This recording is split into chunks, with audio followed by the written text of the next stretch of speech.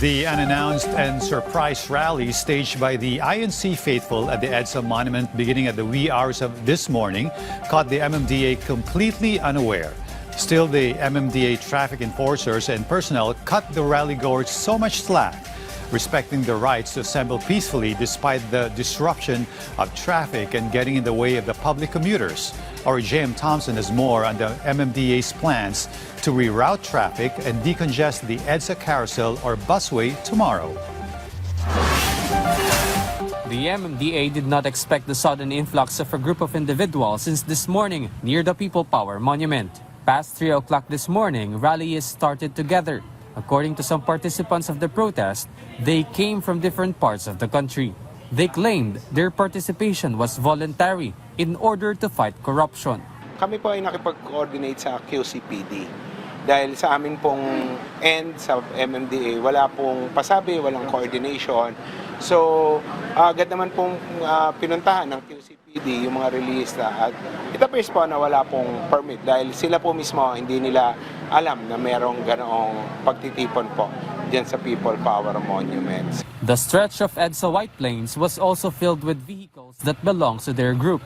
Because of this, motorists were caught off guard by the heavy traffic. The MMDA and the Quezon City Police District immediately took action, as the road needed to be cleared to protect those who also use the road.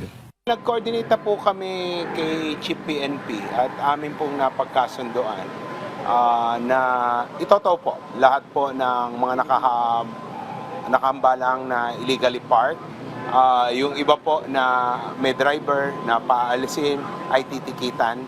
Bagamat ginagalang po namin yung karapatan ng bawat isa na magpahayag ng kanilang saloobin, kailangan po rin nating irespeto yung karapatan ng ordinaryong mamamayan na gusto lang pumasok sa trabaho, pumasok sa eskwela at makarating sa kanilang pupuntahan ng hindi naman po napuperwisyo.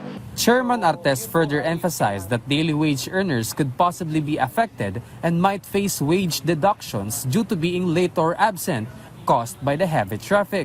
Meanwhile, the MMDA has also started adjusting the barriers on the EDSA bus carousel to allow private vehicles to pass through, which also helps to ease the heavy traffic. So instead po na baka magkasakitan pa, although ang instructions naman po ay maximum tolerance sa ating mga kapulisan, na-move na lang yung barrier para hanggang doon na lang po yung limit ng mga relista para po yung mga sasakyan ay dire-diretso makadaan pa rin. The MMDA is asking for the cooperation of the individuals participating in the rally to keep the protest action orderly and peaceful. Kami po naman ay nananawagan lang sa ating mga kababayan na kasali dito sa pagtitipon na ito na sana po igalang din natin yung karapatan ng iba. Lalong-lalo na po yung gusto lang magtrabaho at maghanap buhay. The MMDA is also urging motorists to take alternative routes instead to avoid traffic jam. The MMDA continues to monitor the roads that motorists can pass through in order to immediately advise the public. JM Thompson for The Nation.